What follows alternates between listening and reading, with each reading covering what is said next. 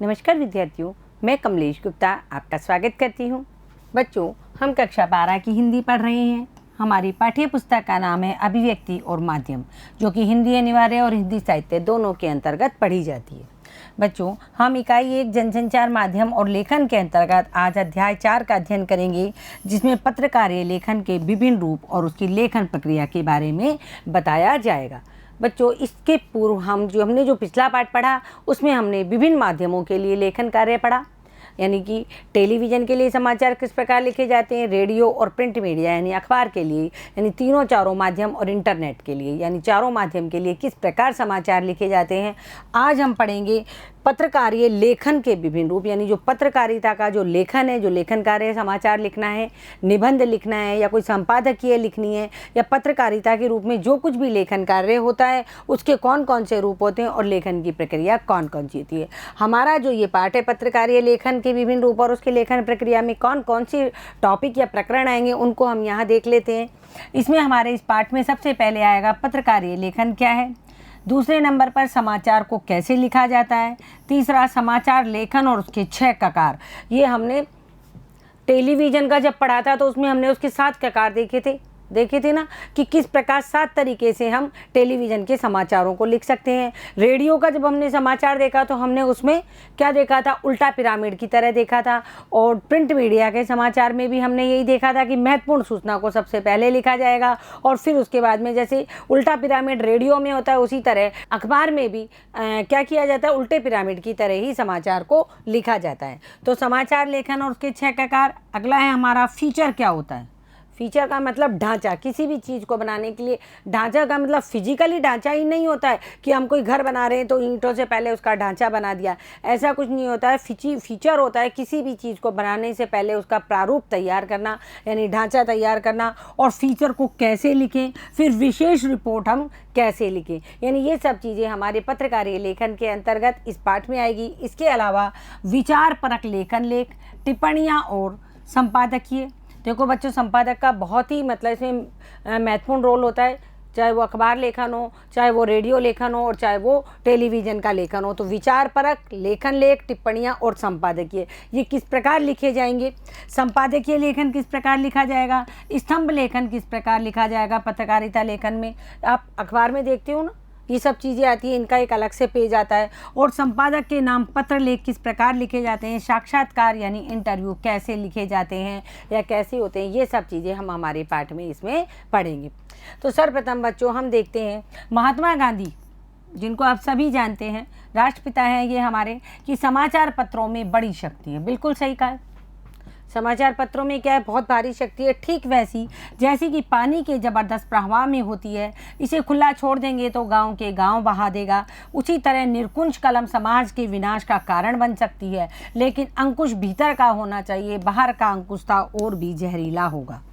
देखो महात्मा गांधी यहाँ क्या कहना चाह रहे हैं कि समाचार पत्रों में बड़ी शक्ति होती है। बिल्कुल, हम समाचार सूचना प्राप्त करते हैं समाचार पत्रों से और उसी के अनुसार हम अपना जीवन चलाते हैं। हमारी सरकार हमारे साथ क्या क्या कर रही है, मतलब जो हमारा फिजिकल जीवन है, जो तो हम घर में जी रहे हैं वो तो जी रहे हैं, बाकी जो हमारा जीवन है जो चलता है समाज के अनुसार जो चलता है वो समाचारों के अनुसार ही हमारा जीवन चलता है।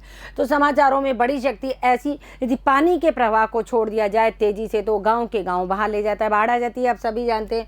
उसी तरह निरकुंज कलम यानी कि वह कलम जिससे कुछ भी लिखा जा सकता है, यानी अगर यदि उसको लिखते हुए रोका नहीं गया उस निरकुंज कलम को, तो वह समाज के विनाश का कारण भी बन सकती है। कई लोग कई कई तरीके की चीज़ें लिख देते हैं जिसको बहुत सारे लोग पढ़ लेते हैं, और युवा पीढ़ी यदि उसको पढ़ती है तो पढ़ करके उनके अंदर भी उसी तरीके की भावनाएं पैदा हो जाती है। यदि गलत भावना से कोई चीज़ लिखी गई है और उसको मतलब एकदम बहुत अच्छा रोचक बना के लिखा गया है और हमारी युवा पीढ़ी, हमारे बच्चे उसको पढ़ रहे हैं या बड़े जो भी पढ़ रहे हैं, तो वो उसी तरीके की भावनाएं या उन विचारों को अपने अंदर उतार सकते हैं। इसलिए निरकुंज कलम समाज के विनाश का कारण बन सकती है, लेकिन अंकुश भीतर का होना चाहिए। कैसा, जब व्यक्ति लिख रहा है, कोई व्यक्ति कुछ लिखने बैठ रहा है तो उसके अंकुश कहाँ होना चाहिए, भीतर होना चाहिए। उसे उन सब जो कहानी कथाएं वो जो लिख रहा है, जो कि समाज के विनाश का कारण बनती है, उनको अपने अंदर दबा कर रखना चाहिए, उसे बाहर नहीं निकालना चाहिए। यदि वो कहानी और वो किस तरीके के लिखे गए निबंध, लेख, समाचार यदि जो कि निर्कुंस हो, जो समाज का विनाश करते हो, यदि वो बाहर आ जाएं तो जनता का विनाश करेंगे, समाज का विनाश करेंगे। तो बाहर का अंकुश, यदि उसके ऊपर बाहर का अंकुश लगाया जाएगा तो और भी जहरीला होगा, यानी बाहर से जो दंगे फसाद होंगे यदि उनको रोका जाएगा तो और कुछ मामला बिगड़ेगा। तो यहाँ महात्मा गांधी ये कहना चाहते हैं कि कलम जो होती है वो निर्कुंच नहीं होनी चाहिए। कलम के ऊपर, कलम से जब हम लिखना चाहें तो हमारे स्वयं के अंदर एक अंकुश रहना चाहिए। कलम जिसने स्वाधीनता आंदोलन से पहले जब कलम चली थी लेखकों की तो उसने स्वाधीनता दिलाई थी, और बाद में जब कलम चली तो उसने राष्ट्र का विकास किया। तो कलम क्या कर सकती है? यदि कलम राष्ट्र का विकास कर सकती है, यदि कलम स्वाधीनता दिला सकती है, तो कलम इस समाज का क्या कर सकती है? सर्वनाश भी कर सकती है। इसलिए लिखते वक्त सदैव क्या होना चाहिए? अंकुश हमेशा अपने भीतर का होना चाहिए। बाहर का अंकुश तो और भी जहरीला हो सकता है। तो देखो बच्चों, अब हम एक नज़र में देखेंगे ये पत्रकार, ये लेखन हम यहाँ सीख रहे हैं। एक अच्छा पत्रकार या लेखक बनने के लिए विभिन्न जनसंचार माध्यमों में लिखने की अलग अलग शैलियों से परिचित होना जरूरी है। मैंने आपको बताया आप कक्षा 12 के विद्यार्थी हैं, आप आगे अपना जो करियर है, अपना भविष्य देखेंगे। कई बच्चे मास कम्युनिकेशन में यानी पत्रकारिता में जाएंगे। उनको यहाँ ये चीज़ समझनी बहुत आवश्यक है कि एक अच्छा पत्रकार या लेखक बनने के लिए विभिन्न जनसंचार माध्यमों में, विभिन्न जनसंचार माध्यम आपको पता ही है, अखबार है, रेडियो है, टेलीविज़न है और इंटरनेट है। अलग अलग शैलियों से परिचित होना, यानी सबकी शैलियाँ अलग अलग है लिखने की। हम इसे पिछली कक्षा में थोड़ा बहुत पढ़ चुके हैं। अखबारों या पत्रिकाओं में समाचार, फीचर, विशेष रिपोर्ट, लेख, टिप्पणियाँ प्रकाशित होती है। इन सबको लिखने की अलग अलग पद्धति है जिनका ध्यान रखा जाना चाहिए। देखो लेखक यहाँ क्या कहना चाहते हैं कि एक अच्छा पत्रकार बनने के लिए विभिन्न जनसंचार माध्यमों में लिखने की अलग अलग शैलियाँ होती है। रेडियो के लिए अलग तरीके से लिखा जाता है, टेलीविज़न के लिए अलग तरीके से लिखा जाता है, हम पढ़ चुके हैं। इसके अलावा प्रिंट मीडिया जो अखबार है और पत्र पत्रिकाएँ हैं उनमें अलग अलग तरीके से लिखा जाता है। तो अखबार या पत्रिकाओं में समाचार, उसका फीचर, विशेष रिपोर्ट, लेख और टिप्पणियाँ प्रकाशित होती है। समाचार पत्रों में ये सब चीज़ें होती है। फीचर होते हैं, आप पढ़ा करो कभी कभी अखबार खोल करके, हर पेज पे संपादकीय आती है, विशेष रिपोर्ट आती है, लेख आते हैं, टिप्पणियाँ आती हैं। इन सबको लिखने की अलग अलग पद्धति है और जिनका अलग अलग तरीके से ध्यान रखा जाना चाहिए। यानी कि समाचार और फीचर को मिक्स नहीं करना है, फीचर और विशेष रिपोर्ट को मिक्स नहीं करना है, विशेष रिपोर्ट, लेख और टिप्पणियाँ इन सबको आपस में मिक्स करके हम नहीं लिख सकते। टिप्पणी आप सभी जानते हैं किसी भी चीज़ पर लिखी जा सकती है। फीचर एक ढांचा बना करके लिखा जाता है। विशेष रिपोर्ट, जो कोई विशेष रिपोर्ट हो उसको अलग तरीके से लिखी जाती है और लेख अलग तरीके से लिखे जाते हैं। समाचार लेखन में उल्टा पिरामिड शैली का उपयोग किया जाता है। समाचार लिखते हुए 6 ककारों का ध्यान रखना जरूरी है। ये प्रकार नहीं है बच्चों, ककार है, यानी 6 ककारों का ध्यान। ये पत्रकारिता का जो शैली है उसका एक नाम है। इसमें 6 ककारों का ध्यान रखना आवश्यक है समाचार लिखते समय। और समाचार लेखन में कौन सा पिरामिड चलता है? उल्टा पिरामिड। हमने पढ़ा था, ये इसका इंट्रो है, ये इसका बॉडी है और ये इसका समापन है। इंट्रो जो कि महत्वपूर्ण समाचार होता है, मुखड़ा जो होता है, बॉडी जिसमें पूरा समाचार आ जाता है, और समापन जहाँ समाचार समाप्त हो रहा है। यानी फिल्म की तरह नहीं चलता है कि क्लाइमैक्स लास्ट में आता है। जो चीज़ है भाई हमको एंड जो देखना है वो लास्ट में आएगा। फिल्म यदि हम कोई धारावाहिक है, कोई फिल्म है, कोई कहानी है, पढ़ रहे हैं, सुन रहे हैं, देख रहे हैं, लेकिन समाचार में क्या होता है, जो मेन चीज़ है, जो जिसको लास्ट में आना चाहिए वो सबसे पहले आ जाता है, फिर उसका विस्तृत वर्णन आता है और फिर वो समापन की ओर चला जाता है। फीचर लेखन में उल्टा पिरामिड के बजाय फीचर की शुरुआत कहीं से भी हो सकती है। अब ये देखो, ये भी समाचार लेखन है। हम समाचार लेखन की बात कर रहे हैं, किसके लिए? अखबार के लिए। तो फीचर का, जब समाचार लेखन में हम फीचर लिखते हैं तो उसमें उल्टा पिरामिड के बजाय फीचर की शुरुआत कहीं भी की जा सकती है। क्योंकि समाचार हम पहले महत्वपूर्ण बताते हैं, फिर उसके बारे में थोड़ा बहुत उसकी बॉडी बताते हैं, फिर समाप्त कर देते हैं। लेकिन फीचर में ऐसा नहीं होता है, ये आपको याद रखना पड़ेगा। फीचर में हम कहीं से भी उसको लिखना शुरू कर सकते हैं। जबकि जब हम विशेष रिपोर्ट के लेखन में तथ्यों की खोज और विश्लेषण पर जोर दिया जाता है। समाचार देख लिया, समाचार उल्टे पिरामिड की तरह होता है। फीचर लेखन में हम उल्टे पिरामिड के बजाय फीचर को कहीं से भी शुरू कर सकते हैं। और विशेष रिपोर्ट जो हम लिखते हैं उसमें क्या करते हैं, उसके लेखन में पहले हम तथ्यों की खोज करते हैं। भाई विशेष रिपोर्ट यदि हम किसी चीज़ के ऊपर बना रहे हैं तो सबसे पहले हम मेन मुख्य तथ्य खोज लेंगे और फिर उसका विश्लेषण करेंगे। क्या करेंगे? विश्लेषण। समाचार पत्रों में विचारपरक लेखन के तहत लेख, टिप्पणियों और संपादकीय लेखन में भी विचारों और विश्लेषण पर जोर होता है। अब देखो, समाचार पत्र जो होते हैं उनमें जो विचार परक लेखन के तहत जो लेख आते हैं, कई लोग अपने अपने विचार लेख के माध्यम से प्रस्तुत करते हैं। टिप्पणियाँ और जो संपादकीय लेखन आते हैं, यानी संपादक अपना लेखन लिखता है। कई बड़े बड़े लोग होते हैं, बहुत ही मतलब महत्वपूर्ण व्यक्ति जो होते हैं, वो अपने लेख लिखते हैं, किसी विषय पर टिप्पणी लिखते हैं। या संपादकीय लेखन में भी विचारों और इनमें किस चीज़ पर जोर दिया जाता है कि इनमें उन लोगों के विचारों पर और विचारों का विश्लेषण किया जाता है कि ये विचार सही है, यानी उस विचार को विश्लेषित करके नीचे दिया जाता है। आमतौर पर हर नए लेखक की अखबारों में लिखने और छपने की इच्छा होती है। आप लोगों की भी होती होगी, जो लोग पत्रकारिता के क्षेत्र में जाते हैं कि हम कुछ ऐसा लिखें और हमारा क्या है, अखबार में या छपे या रेडियो पर पढ़ के सुनाया जाए या टेलीविज़न पर दिखाया जाए। तो हर लेखक के, नए लेखक की इच्छा होती है अखबार में छपने की। यह बहुत स्वाभाविक है, लेकिन अखबारों के लिए लेखन आसान भी है और मुश्किल भी है। अखबारों के लिए लेखन, यदि लेखन कार्य हम अखबारों के लिए करते हैं तो ये आसान है, उल्टा पिरामिड की तरह हम कर सकते हैं। समाचारों के लिए, फीचर के लिए हम कहीं से भी शुरू कर सकते हैं, और जो हमारा विशेष रिपोर्ट होती है उसमें हम विशेष तथ्यों को लिख करके उसका विश्लेषण करते हैं। इसके अलावा जो संपादकीय है और जो टिप्पणियाँ वगैरह, इन सब का भी हम, जो इसमें विचार है उन सब का भी हम विश्लेषण करके लिख सकते हैं। तो लिखने से पहले हमको उसके तथ्य समझ में आने चाहिए। आसान इसलिए है कि अगर आप पत्रकारीय लेखन के लिए विभिन्न रूपों और उनकी लेखन प्रक्रिया को बारीकी से परिचित हैं तो अखबारों के लिए लिखना बहुत सहज और आसान है। कैसे आसान है भाई अखबार के लिए लिखना? इसलिए यदि आप पत्रकारीय लेखन कर रहे हैं, पत्रकारिता का लेखन कर रहे हैं, तो उसके विभिन्न रूपों को यदि आपने समझ लिया है और उनकी लेखन प्रक्रिया जो होती है, किस तरीके से लेखन प्रक्रिया होगी, अपन ने पिछली कक्षा में भी पढ़ा था। वाक्य छोटे होने चाहिए, जटिल नहीं होने चाहिए, धैर्यपूर्वक एक वाक्य में एक ही बात आनी चाहिए। ये सब अपन ने पिछली कक्षा में विभिन्न माध्यमों के लेखन में पढ़ा था। तो उसी तरीके की छोटी छोटी बारीकियाँ, इनसे हम परिचित होने चाहिए, तो अखबारों के लिए लिखना बहुत सहज हो जाता है। लेकिन अगर आप पत्रकारीय लेखन की प्रक्रिया और उसके तौर तरीकों से वाकिफ़ न हो तो आसान लिखने वाला लेखन अच्छा खासा मुश्किल और पसीना छुड़ाने वाला साबित हो सकता है। यदि आपको पत्रकारीय लेखन की प्रक्रिया का ज्ञान नहीं है कि हमको वाक्य किस तरह बनाने हैं, कौन सी भाषा लिखनी है, किस प्रकार की शैली का यूज़ करना है, हमको इसमें कौन कौन से तथ्य डालने हैं, क्या विश्लेषण करना है, यदि और हमको उसका फीचर वगैरह नहीं पता और हम पत्रकारीय लेखन करने लग जाएं, अखबार के लिए समाचार लिखने लग जाएं, तो क्या होगा? ये जो आसान दिखने वाला लेखन कार्य हमारे लिए मुश्किल और पसीने छुड़ाने वाला हो सकता है। इसलिए जो बच्चे पत्रकारिता के बारे में जानकारी प्राप्त करना चाहते हैं, उन्हें पत्रकारिता की बारीकियों को जानना बहुत ज़रूरी है।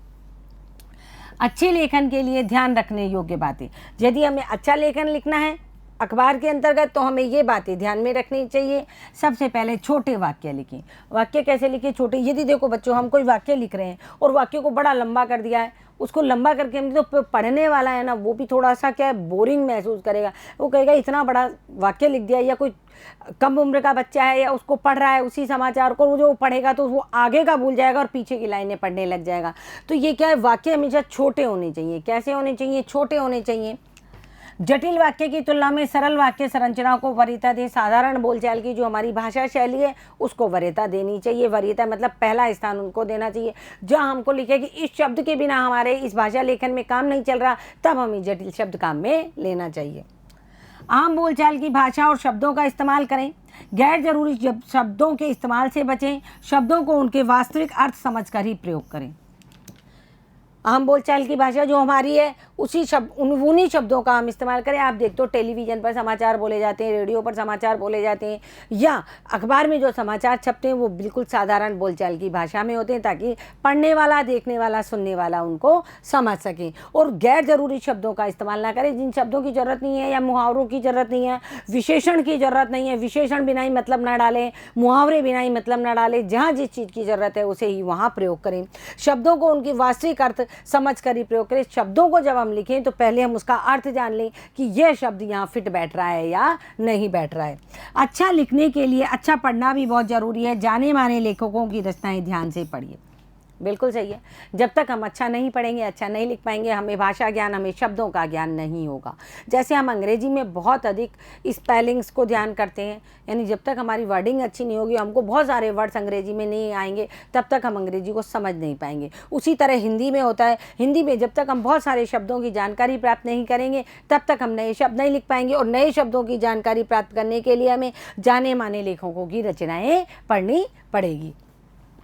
लेखन में विविधता लाने के लिए छोटे वाक्यों के साथ साथ कुछ मध्यम आकार के और कुछ बड़े वाक्यों का प्रयोग कर सकते हैं। देखो, विविधता यानी बहुत कुछ अलग अलग चीज़ें लाने के लिए, यानी सेम सा लेखन लिख देंगे तो पढ़ने वाला बोर हो जाएगा। इसलिए लेखन में विविधता लाने के लिए, यानी कुछ नया, कुछ रोचकपन लाने के लिए छोटे वाक्यों के साथ साथ कुछ तो मध्यम आकार के और कुछ बड़े वाक्यों का प्रयोग भी आप कर सकते हैं। छोटा वाक्य लिखा, फिर बड़ा वाक्य लिख सकते हैं या मध्यम वाक्य लिख सकते हैं।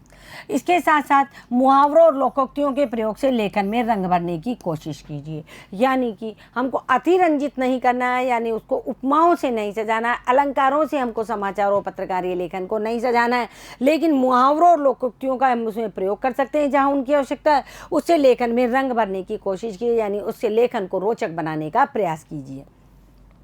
अपने लिखे को दोबारा जरूर पढ़िए।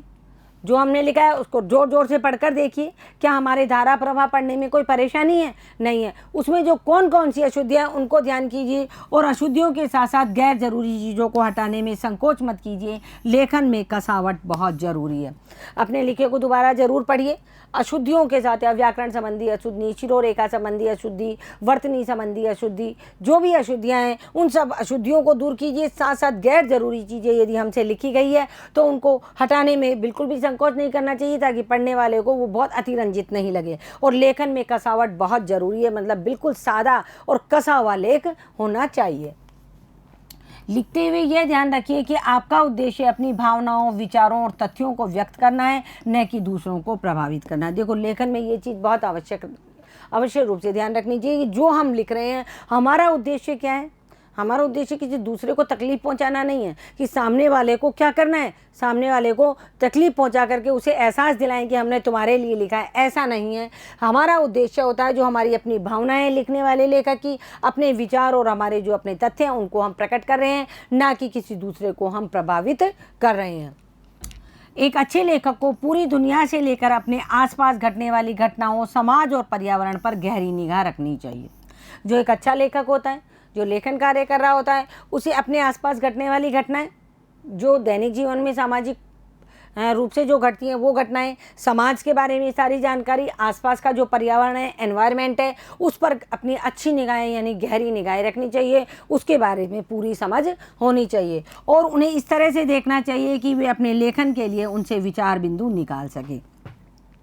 यानी कि आसपास घटने वाली घटनाएं, समाज और पर्यावरण, इन पर गहरी निगाह इसलिए रखनी चाहिए ताकि जब वो कुछ लिख रहा है तो क्या करे, उन्हीं चीज़ों में से, समाज में से, पर्यावरण में से, आसपास घटने वाली घटनाओं में से कुछ विचार बिंदु निकाल करके उसके ऊपर लिख सकें। हम कोई भी चीज़ लिखते हैं, किस पे लिखते हैं?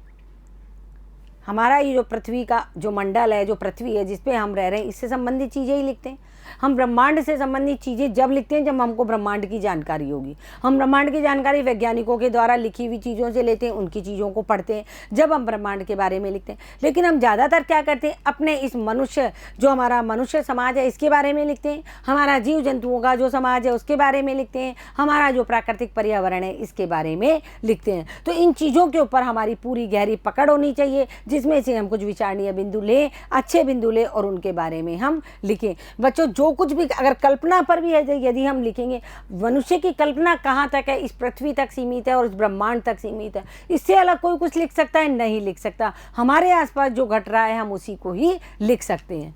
आगे देखो, एक अच्छे लेखक में तथ्यों को जुटाने और किसी विषय पर बारीकी से विचार करने का धैर्य होना चाहिए।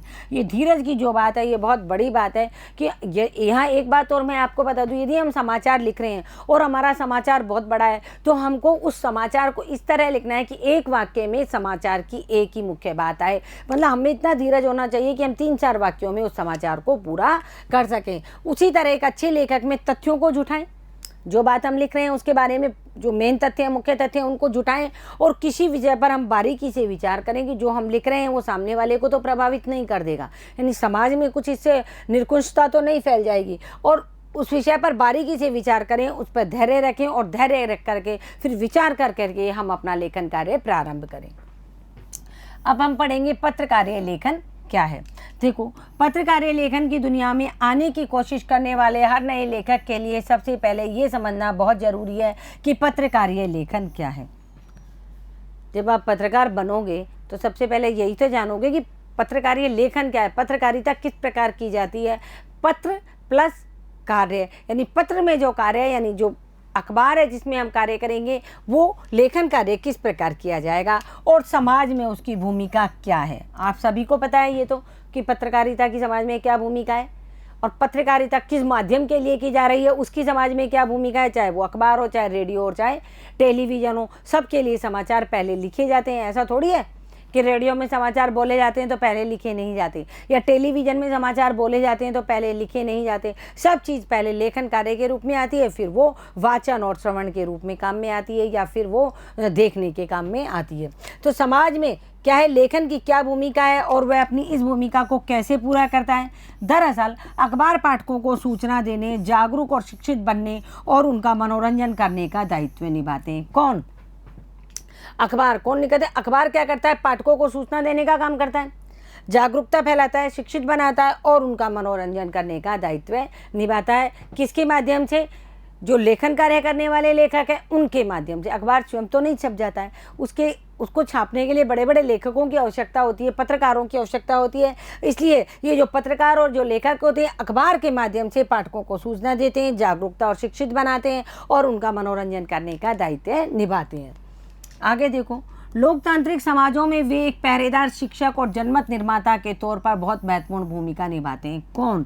लेखक जो अखबारों में लिख रहे हैं वो लोकतांत्रिक समाज, जैसे हमारा समाज है, लोकतांत्रिक समाज है भारत में, वहाँ पर ये जो लिखने वाले, अखबारों में लिखने वाले जितने भी विचारक हैं, लेखक हैं, ये एक पहरेदार, शिक्षक और जनमत निर्माता के तौर पर बहुत महत्वपूर्ण भूमिका निभाते हैं। मैंने आपको पहले भी बताया था, जब हमारे यहाँ अखबार छपने शुरू हुए, पत्र पत्रिकाएँ छपनी शुरू हुई, तो उन पत्र पत्रिकाओं और अखबारों में आज़ादी के बुगुल बसते थे, आज़ादी की कविताएं, आज़ादी के से संबंधित लेख लिखे जाते थे।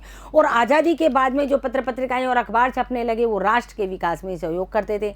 आज भी मुंशी प्रेमचंद जी जैसी जिनकी कहानियाँ और उपन्यास है वो समाज का दर्पण हमको दिखलाती है। बड़े बड़े लेखकों के जो उपन्यास, कहानियाँ हैं, वो समाज का जो स्वाभाविक रूप है वो हमारे सामने ला करके रख देती है कि हमारे समाज में कहाँ कुछ हो रहा है। तो ये जो लेखक हैं, जो विचारक हैं, जो अखबारों में लिखते हैं, ये लोकतांत्रिक समाजों के एक पहरेदार हैं, एक शिक्षक है और जनमत निर्माता के तौर पर एक बहुत महत्वपूर्ण भूमिका निभाते हैं। अपने पाठकों के लिए वे बाहरी दुनिया में खुलने वाली एक ऐसी खिड़की है जिसके जरिए असंख्य पाठक हर रोज़ सुबह देश, दुनिया और अपने पास पड़ोस की घटनाओं, समस्याओं, मुद्दों और विचारों से अवगत होते हैं। यानी जो लिखा जाता है अखबारों में, उन अखबारों से, अखबार क्या है? पाठकों के लिए, जिनमें विचारकों, लेखकों के द्वारा लिखा गया है, वे बाहरी दुनिया में खुलने वाली ऐसी खिड़की। अखबार जब सुबह आता है तो वो एक ऐसा दरवाज़ा है, एक ऐसी खिड़की है जिसके जरिए जितने असंख्य पाठक हैं जब अखबार को पढ़ते हैं तो रोज़ सुबह देश दुनिया और अपने पास पड़ोस की घटनाओं, समस्याओं, मुद्दों और विचारों से अवगत होते। हम सुबह उठते सबसे पहले हमारी नज़र किस पे जाती है? अखबार पे जाती है। और सवेरे चाय की चुस्कियों के साथ जो अखबार पढ़ा जाता है और जो देश दुनिया की जो खबरें सुनी जाती है, जो देश दुनिया की जो खबरें हम पढ़ते हैं, उससे हमारा जो मन मस्तिष्क होता है वो भी क्या हो जाता है? ताजगीपूर्ण हो जाता है। इसलिए सुबह सुबह जो अखबार पढ़ा जाता है वो देश दुनिया की खबर देता है, पास पड़ोस की खबर देता है, समस्याओं, मुद्दों और विचारों से हमको अवगत करा देता है। हमको नहीं पता कि कल कहाँ क्या घट गया, हमको कैसे पता चलेगा जब तक कि हमारे पास अखबार नहीं आएगा। तो अखबार केवल समाचारों की सूचनाएं नहीं देता है, जो समस्याएं देश में चल रही है, कौन कौन से मुद्दे हैं और कौन कौन से नए नए लेखकों के विचार हैं, इन सब से हमको अवगत कराता है। अखबार या अन्य समाचार माध्यमों में काम करने वाले पत्रकार अपने पाठक, दर्शकों और श्रोताओं तक सूचना पहुंचाने के लिए लेखन के विभिन्न रूपों का इस्तेमाल करते हैं।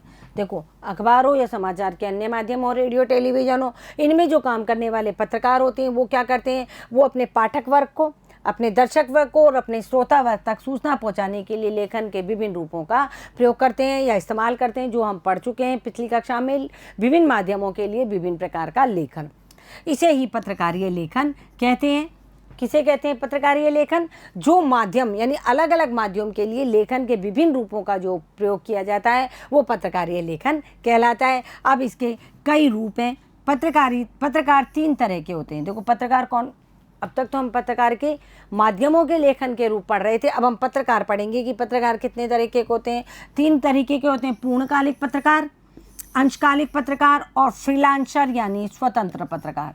कई लोग होते हैं, देखो आजकल टीवी पे आप देखो कई सारे चैनल आते हैं, शायद एक तो NDTV चैनल है, इसके अलावा 1-2 चैनल और हैं, और एक राष्ट्रीय एक चैनल है, मुझे उसका नाम ध्यान नहीं आ रहा। ये चैनल क्या है, ये स्वतंत्र चैनल है, इनके जो पत्रकार है ये बिल्कुल स्वतंत्र है, ये किसी से जुड़े हुए नहीं हैं। तो ये क्या है, पूर्णकालिक, अंशकालिक और फ्रीलांसर, ये 3 तरीके के पत्रकार होते हैं। फ्रीलांसर का अर्थ होता है स्वतंत्र पत्रकार। तो हम तीनों के बारे में अभी देखेंगे। पूर्णकालिक पत्रकार किसी समाचार संगठन में काम करने वाला नियमित वेतनभोगी कर्मचारी होता है। पूर्णकालिक पत्रकार जैसे किसी भी अखबार से संबंधित हो, भास्कर ले लो, पत्रिका ले लो, द हिंदू ले लो, नवभारत टाइम्स ले लो, इंडियन एक्सप्रेस ले लो, कोई भी अखबार हो, उस अखबार में यदि कोई पत्रकार वहाँ नौकरी कर रहा है यानी वो वहाँ का वेतनभोगी पत्रकार है। वो जाएगा, घटनाएँ लाएगा, समाचार बनाएगा और संपादक को सौंपेगा। उसका ये पूर्ण रूपेण काम है, उसकी नौकरी है, उसकी ड्यूटी है, वो ये काम करेगा। उसके लिए उसको अखबार कार्यालय की तरफ से क्या दिया जाएगा, वेतन दिया जाएगा। दूसरे होते हैं अंशकालिक पत्रकार यानी स्ट्रगर, किसी समाचार संगठन के लिए एक निश्चित मानदेय पर काम करने वाला पत्रकार होता है। दूसरा वाला होता है अंशकालिक पत्रकार। अंशकालिक पत्रकार कुछ टाइम यहाँ काम किया, कुछ टाइम वहाँ काम किया, यानी यहाँ काम करके इस समाचार कार्यालय में अपनी मतलब उसने क्या कर दी, अपनी जो सूचना है यहाँ दे दी, उस समाचार कार्यालय में भी दे दी, इस समाचार कार्यालय में भी दे दी। यानी जितने भी समाचार कार्यालय हैं हमारे पास, उन सब में अलग अलग अखबारों के लिए जो मतलब थोड़ी थोड़ी सूचनाएं ला करके दे सकता है। यानी ऐसा नहीं है, वो फिक्स नहीं होता है, वेतनभोगी नहीं होता है। तो अंशकालिक जो पत्रकार होता है, स्ट्रिंगर कहते हैं, ये किसी समाचार संगठन के लिए एक निश्चित मानदेय पर काम करने वाला पत्रकार होता है। यानी निश्चित मानदेय मिलेगा और इसको यहाँ पर ये समाचार देते हैं। इसको हम कॉन्ट्रैक्ट बेस भी कहते हैं, जैसे संविदा पर काम करने वाला। लेकिन फ्रीलांसर पत्रकार का संबंध किसी खास अखबार से नहीं होता है, बल्कि वह भुगतान के आधार पर अलग अलग अखबारों के लिए लिखता है। ये क्या करता है, फ्रीलांसर जो पत्रकार होता है, ये किसी निश्चित अखबार से नहीं जुड़ा हुआ होता है, ये कोई कॉन्ट्रैक्ट बेस पे भी नहीं होता है। ये क्या करता है, ये फ्री होता है, ये अपनी न्यूज़ को लिखता है और अपना जो वेतनमान है, अपना जो भुगतान है उसको निश्चित रखता है, और अपने भुगतान के आधार पर अलग अलग अखबारों के लिए ये अलग अलग तरीके से लिखता है। ऐसे में ये समझना बहुत ज़रूरी है कि पत्रकारीय लेखन का संबंध और दायरा समसामयिक और वास्तविक घटनाओं, समस्याओं और मुद्दों से है। यानी हमको ये समझना चाहिए पत्रकारिता का जो संबंध है, पत्रकारिता क्या है, उसके जो लेखन का संबंध और उसका जो दायरा वो समसामयिक यानी सारे समाज से संबंधित है, और वास्तविक जो घटनाएं होती है, जो काल्पनिक नहीं, जो आभासी नहीं हो, जो वास्तविक तो जो एक्चुअल में घटी हुई घटनाएं और जो समस्याएं और उन मुद्दों से इनका संबंध होता है लेखन कार्य का। किसका, पत्रकार का। जो पत्रकार होता है उसके लेखन कार्य का जो संबंध और दायरा होता है वो समसामयिक, वास्तविक घटनाओं और समस्याओं और मुद्दों से होता है। हालांकि ये माना जाता है कि पत्रकारिता जल्दी में लिखा गया साहित्य है। पत्रकारिता को क्या माना जाता है, जल्दी में लिखा गया। ऐसा थे आज घटना घटी, समाचार सूचना बनाई, कल दूसरे दिन छप जाती है। तो इसको पत्रकारिता को क्या मानते हैं, जल्दी में लिखा गया एक साहित्य मानते हैं। आप देखते हो, मान लो कोई एक ज्वलंत मुद्दा उठ जाए, उस मुद्दे के ऊपर कई बार कई बड़े बड़े विचारक होते हैं जो एक एक पैराग्राफ के या कम से कम 500-500 शब्दों के क्या करते हैं, अपने अपने विचार लिख देते हैं एक साहित्य के रूप में। इसीलिए पत्रकारिता को जल्दी में लिखा गया साहित्य माना जाता है। लेकिन यह साहित्यिक और सृजनात्मक लेखन कविता, कहानी, उपन्यास आदि से इस मायने में अलग होता है। ये जो साहित्यिक लेखन है, जो पत्रकार जो अखबार में छाप रहे हैं, ये साहित्यिक जो लेखन होता है, ये सृजनात्मक जो लेखन किए जाते हैं जैसे कविता है, कहानी है, उपन्यास, इन सब मायनों से अलग होता है। यानी अखबार में जो लिखा गया है, अखबार में जो विचार, जो लेख, जो संपादकीय लिखी गई है, वो क्या होती है, तुरंत ताज़ा घटनाओं के ऊपर आधारित होती है। तो ये जो कविताएँ होती हैं, कविताएं हम स्वतंत्र होते हैं लिखने के लिए, कहानी स्वतंत्र है हम लिखने के लिए, उपन्यास लिखने के लिए हम स्वतंत्र हैं, और सृजनात्मक लेखन कहा जाता है इन सबको। लेकिन जो पत्रकार अखबार के अंदर जो पत्रकार के माध्यम से जो विचार घटनाएं लिखी जाती है वो क्या होती है, वो इन सब से अलग होती है। इसका रिश्ता तथ्यों से है, न कि कल्पना से है। किसका, पत्रकारीय लेखन का जो रिश्ता होता है वो तथ्यों से होता है। मुख्य तथ्यों के ऊपर पत्रकारीय लेखन लिखा जाता है, जबकि कहानी, कविता, उपन्यास ये सब काल्पनिक होते हैं। हम अखबार में देखते हैं, अखबार में कुछ भी काल्पनिक नहीं आता है। समाचारों के अलावा जो संपादकीय स्तंभ होता है, जिसमें लेख लिखे जाते हैं, जिसमें टिप्पणियाँ लिखी जाती हैं, जिसमें विश्लेषण किया जाता है, जिसमें विशेष रिपोर्ट आती है, ये सब तथ्यों के ऊपर आधारित होती है। आगे देखो, दूसरे, पत्रकारीय लेखन साहित्यिक सृजनात्मक लेखन से इस मायने में भी अलग है कि ये अनिवार्य रूप से तत्कालिकता और अपने पाठकों की रुचियों और ज़रूरतों को ध्यान में रखकर किए जाने वाला लेखन है। देखो, जो हम साहित्यिक लेखन, सृजनात्मक लेखन करते हैं, वो रखते तो हम उसमें भी पाठकों की रुचियों का ध्यान है, लेकिन उसमें लिखने वाला क्या होता है, स्वतंत्र होता है और अपने मन के भावों को उसमें काल्पनिक रूप से प्रकट कर सकता है और वो उसको इतना रोचक बना सकता है कि पढ़ने वाले को वो अच्छा लगे। लेकिन पत्रकारीय लेखन जो होता है वो साहित्यिक सृजनात्मक लेखन से इस मायने में अलग होता है, यह अनिवार्य रूप से तत्कालिकता, यानी जो लिखा जा रहा है अखबार में वो तत्कालिकता, यानी जो अभी घट रहा है उसके बारे में और अपने पाठकों की रुचियों और ज़रूरतों को ध्यान में रखकर किए जाने वाला लेखन है। ऐसा लेखन होता है पत्रकारीय लेखन जिसमें जो तत्काल ताज़ा और विशेष जो घटनाएं, जो ज्वलंत मुद्दे हैं, जो समस्याएं, उनके बारे में लिखा जाता है। और क्या होता है, इसके साथ ही इसमें वास्तविकता भी होती है और लिखने के साथ साथ इसमें क्या होता है, पाठकों की रुचियों और ज़रूरतों का ध्यान भी रखा जाता है। ऐसा नहीं जो कोई घटना घटी उसको हमने लिख के भेज दी और उस घटना से हो सकता है कि पाठकों के ऊपर कोई अलग से बुरा प्रभाव भी पड़ सकता है, इसलिए उस घटना को इस तरह रोचक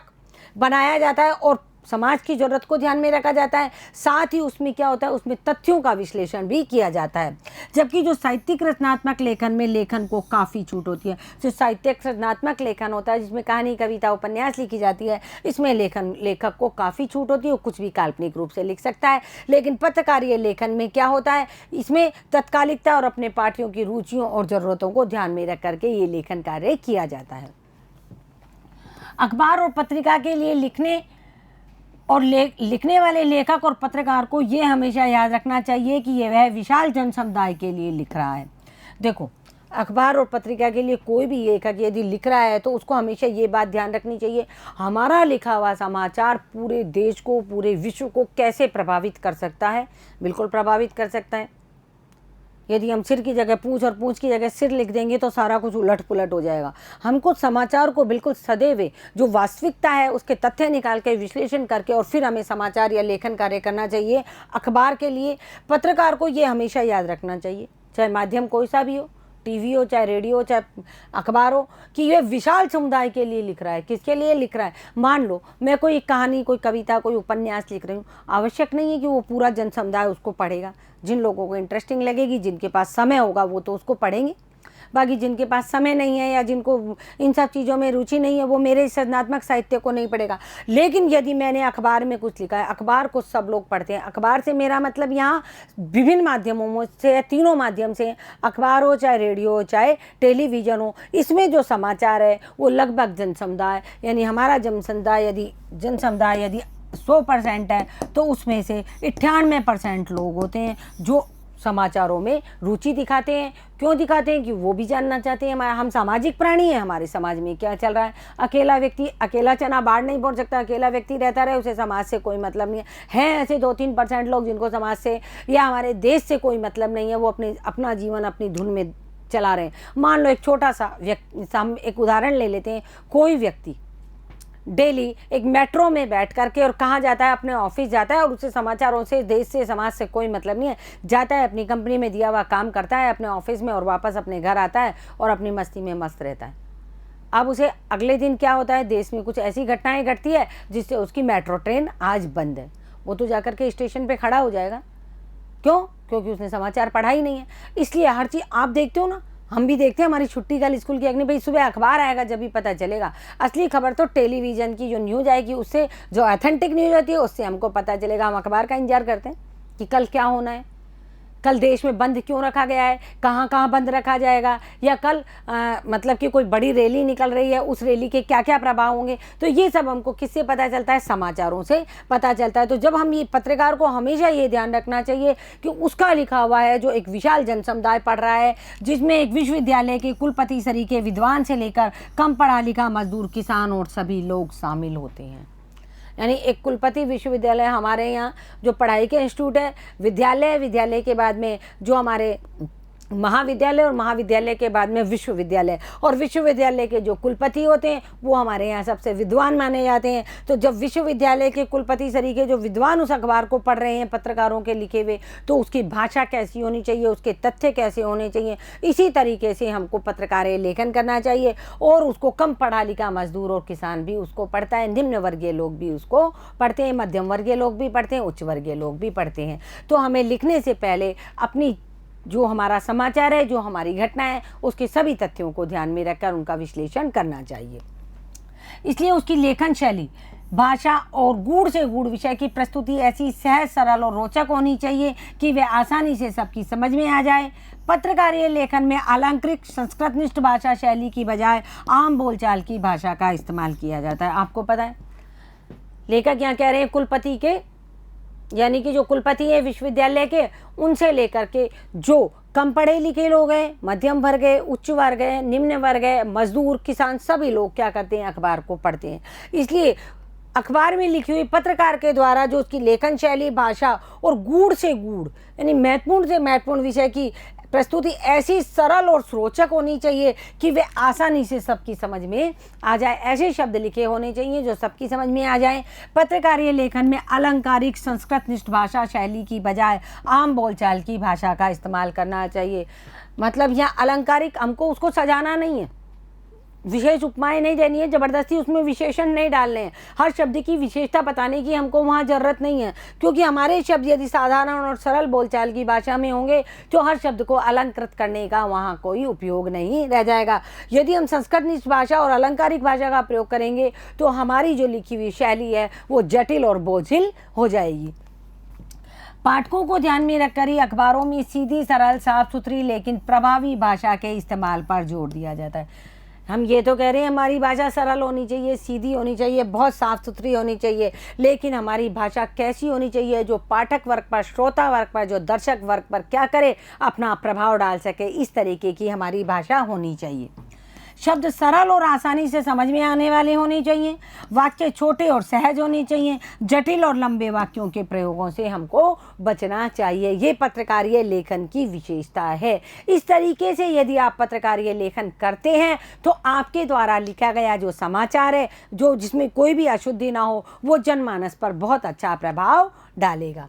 आगे देखो बच्चों, भाषा को प्रभावी बनाने के लिए गैर जरूरी विशेषणों, जार्गन्स, ऐसी शब्दावली जिससे बहुत कम पाठक परिचित होते हैं, और क्लीशे, पिष्टोकित या दोहराव का प्रयोग नहीं करना चाहिए। इनके प्रयोग से भाषा बोझिल हो जाती है। देखो यहाँ लेखक हमको पिछले पैराग्राफ में बता रहा है कि पाठकों को ध्यान में रखते ही अखबारों में सीधी, सरल, साफ सुथरी लेकिन प्रभावी भाषा का इस्तेमाल पर जोर दिया जाना चाहिए। शब्द सरल हो, आसानी से समझ में आने वाले हो, वाक्य छोटे हों और सहज हो, अलंकृत वाक्य नहीं होने चाहिए, अनावश्यक विशेषण नहीं आने चाहिए, जटिल और लंबे वाक्यों से बचना चाहिए।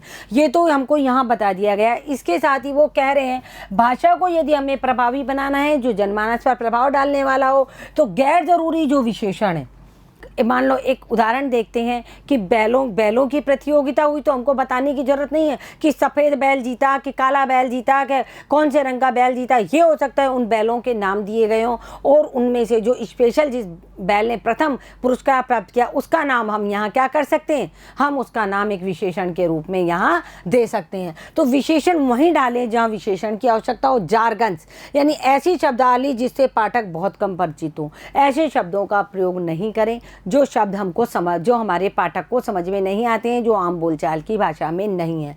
और क्लीशे, या क्लीशे का मतलब है क्लिष्ट यानी जटिल, पृष्ठोयुक्त या दोहराव, जटिल शब्द या दोहराव यानी किसी शब्द का बार बार दोहराव नहीं करें।